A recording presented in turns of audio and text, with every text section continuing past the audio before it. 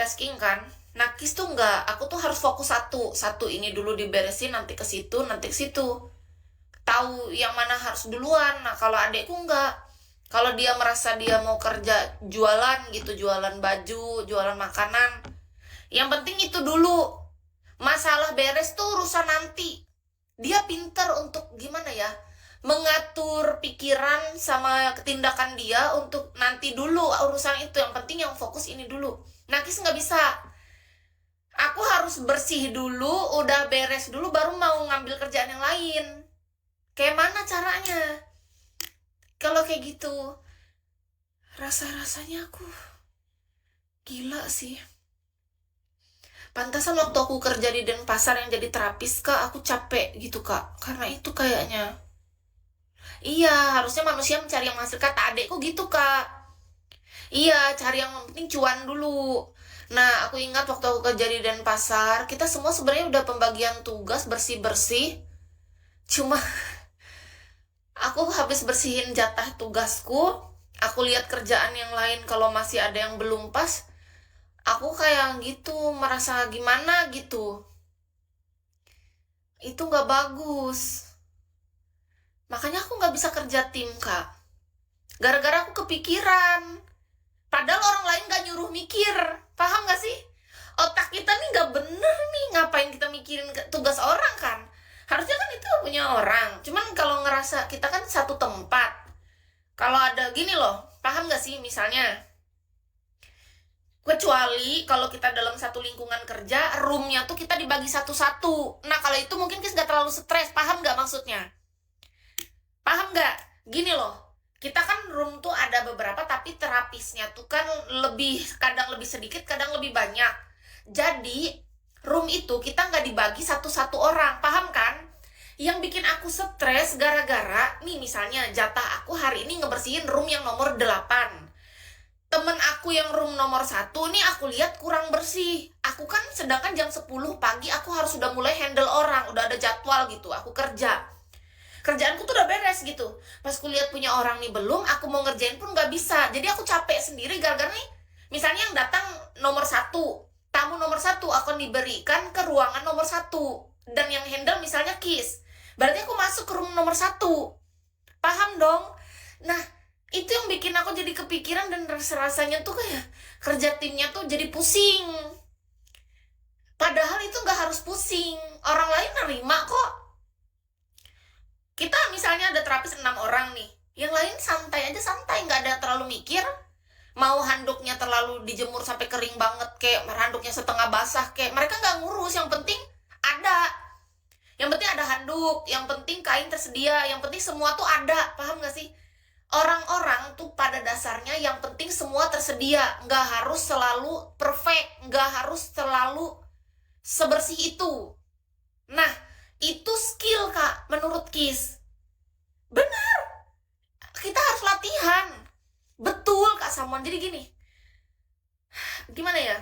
Kita harus belajar untuk menerima sesuatu tuh yang nggak sempurna itu. Karena ini tuh masalahnya kita lagi kerja dan kita bukan robot. Tubuh kita tuh kadang bisa capek dan nggak mungkin kita menuntut semua orang untuk selalu kuat. Bahkan kita aja capek banget kan? Nah, makanya pas di kondisi itu Kis ingat banget, aku misalnya kerjain room nomor segini, udah aku bersihin. Kalau bagian aku ngerasa kayak, wow, puas banget aku, roomnya udah bersih, wangi, keset, apa gitu. Tapi pas aku masuk, handle nomor 1, masuklah aku ke room nomor 1, yang bersihin bukan aku di hari itu. Masuk aku kurasa tempat ininya tuh kayak kurang pas gitu. Rasa-rasanya aku kepikiran, beban nambah dalam hatiku. Ya, kayak gini, gara-gara roomnya bergantian. Asal terlihat bersih dan pelayanan bagus, iya. Jadi manusia pada umumnya tuh gini, Kak, yang penting gak merugikan orang. Tetap berusaha untuk membersihkan semaksimal semampu yang kita bisa. Jangan mengharapkan terlalu sempurna, karena Kis tuh orangnya ada juga sih. Kadang aku merasa diri aku sesuatu yang berlebihan kan gak bagus. Aku makanya sadar, karena aku sadar diriku tuh terlalu berlebihan dalam hal berlebihan, makanya mulutku gak pernah mau sedikit pun. Kalau misalnya hatiku merasa gak nyaman dengan cara dia membersihkan, aku yang melakukan sendiri tanpa bilang ke orangnya. Karena aku sadar, itu karena aku yang mau dan aku yang menstandarisasi itu sendiri. bukan karena dari bos. Bahkan bos itu yang penting semuanya udah tetap clean, sesuai aturan, pewangi nyala, apa AC nyala, bahkan kita udah cek tuh udah oke. Tapi rasa dari sini sendiri. Iya, gara-gara tuh gini Kak. Gara-gara Kisnya tuh terbiasa melakukan semuanya sendiri.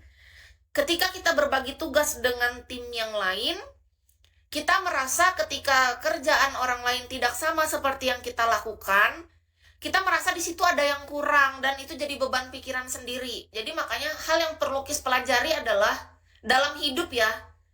Di dalam hidup Kis hingga detik ini, Kis paling sangat jarang yang namanya bisa kerja sama tim. Paham nggak? Karena gini, contoh, seandainya aku kerja di Jakarta atau Bali sebagai massage terapis.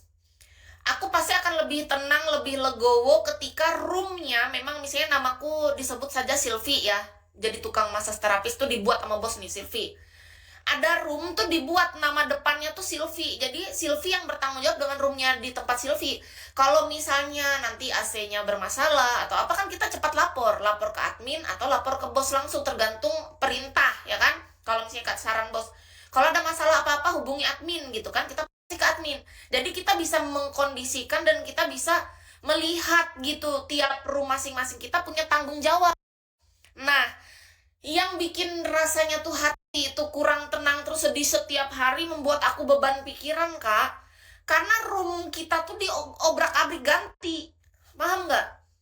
Diganti-ganti. Jadi kadang kita dikasih room 1, kadang room 2, kadang room 3, room 7. Nggak jelas. Pusing. Aku stres Kak. Sedangkan yang lain tahu nggak? Yang lain tuh biasa aja, santai. Orang lain ada yang menganggap ini masalah. Cuma sendiri yang menganggap itu sebuah masalah. Karena rasanya kayak mana ya, kayak sesak napas, nyesek gitu ketika aku ngerasa kok orang bisa gitu. Makanya itu yang bikin Kis tuh sulit untuk masih bisa beradaptasi kerja sama tim.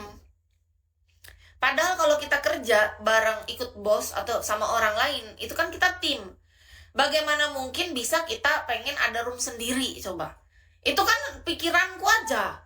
Aku pengennya kayak gitu, ada satu room tanggung jawab kita, dan kalau kita handle di room itu kan enak. Kalau ada kesalahan, ada apa, enak nyari. Misalnya ada handuk yang nggak sesuai SOP, di room siapa nih? Roomnya Silvi salah. Nih AC kok nggak dimatiin, tamu nggak ada. Siapa yang room ini? Cari, tanya admin. Oh, roomnya Silvi masalah. Tapi kalau kita roomnya ganti-ganti, kalian tahu ada kambing hitam, aku jadi selalu merasa bersalah, Jansu. Misalnya aku habis handle nomor 8, padahal habis itu kan aku pindah misalnya ke room 2. Tiba-tiba ada masalah kan, itu udah orang ganti-ganti bolak-balik masuk. Kita nggak sendiri. Jadi kalau ada masalah kan kayak kita nggak tahu yang mana yang salah. Paham nggak? Bagaimana mungkin kita tahu letak kesalahan orang itu untuk meminimalisir orang yang bisa curang sama kita, ngerti nggak?